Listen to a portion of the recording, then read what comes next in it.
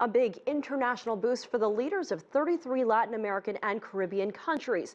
With the conclusion of their second CELAC summit in Cuba, signs of the group's growing foothold on the world stage.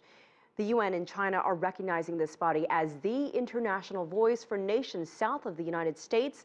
China is establishing a forum to create greater ties with CELAC.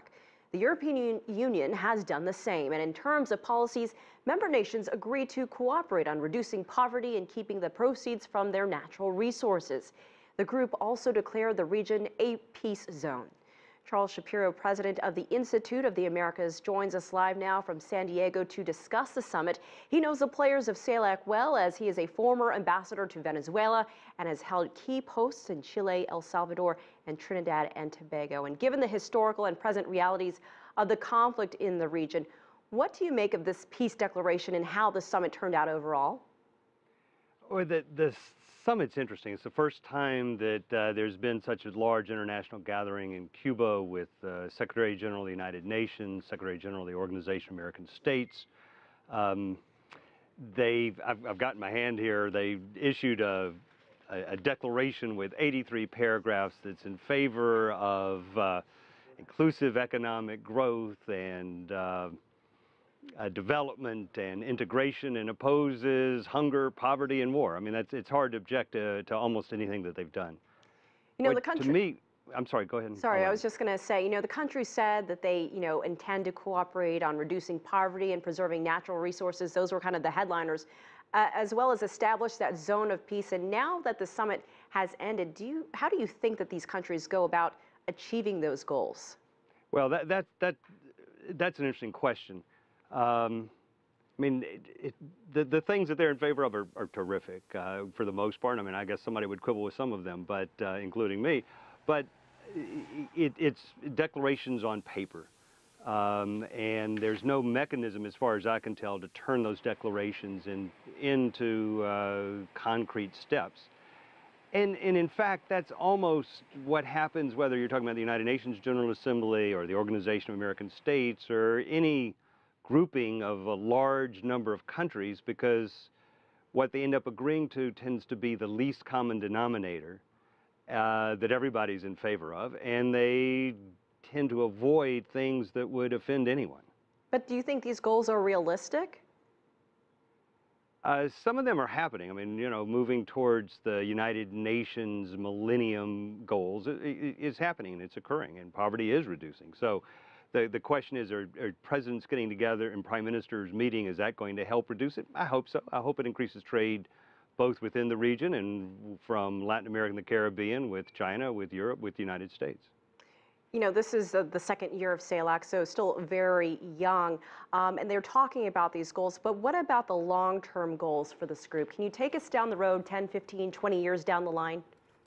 Well, that's what you don't know. I mean, lots of groups form and then just sort of run out of steam because they're not able to produce the sorts of concrete results that the leaders want.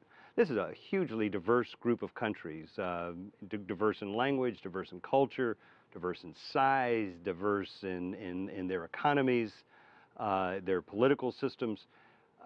So how they agree on these huge goals and how they achieve them is very, very difficult.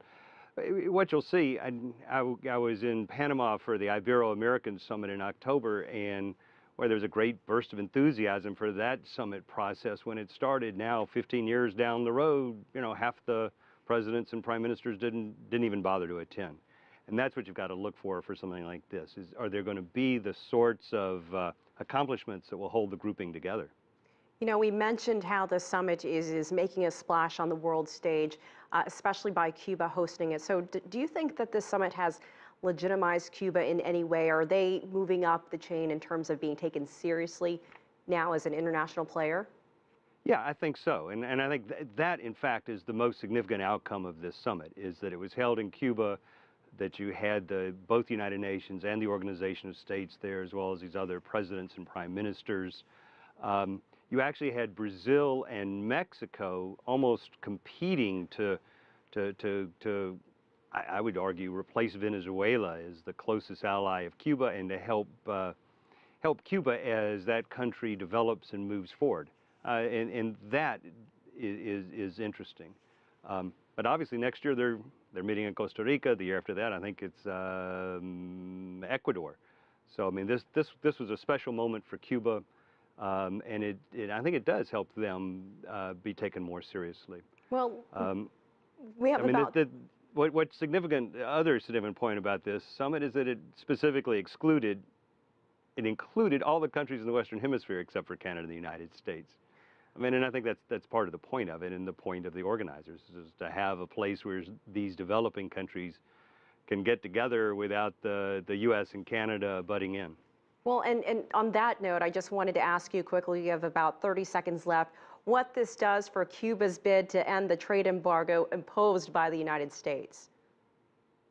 You know, whether the U.S.